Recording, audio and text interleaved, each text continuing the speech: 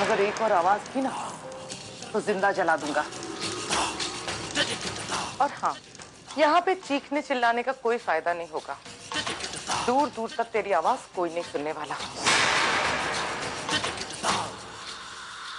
तुम चाहे जो भी कर लो अभय, लेकिन रुद्र और गौरी को एक दूसरे से कोई अलग नहीं कर सकता, समझे तुम?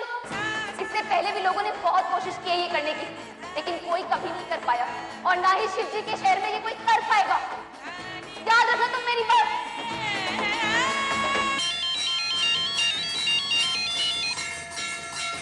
हेलो रुद्र, तूने अपना पहला मौका गवा दिया। मैं तेरे सामने थी और तू मुझे पहचान नहीं पाया। चलो कोई बात नहीं, अब दूसरे मौके के इंतजार में थोड़ा और तर्क और याद करते रहो अपनी प्यारी पत्नी को।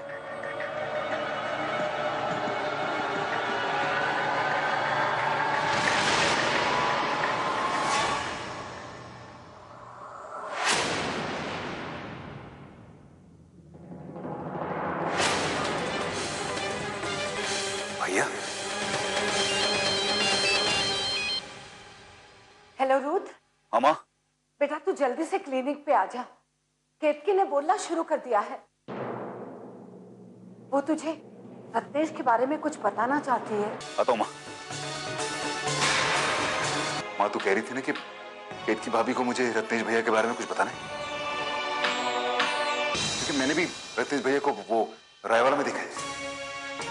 डर मत बहू, डर मत। बता दे रुद्र को सच सच बता दे। आज मेरी ये हालत उन्हीं की वजह से है देवर जी। केतकी, तुमने मेरे लिए कितना कुछ किया है।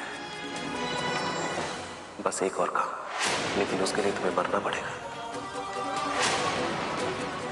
इसका मतलब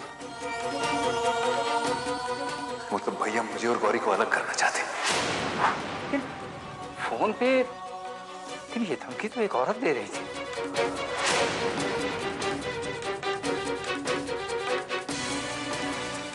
कसम होलिका दहन की, केतकी बहू को बोलता देखकर मैं तो बहुत खुश हूँ।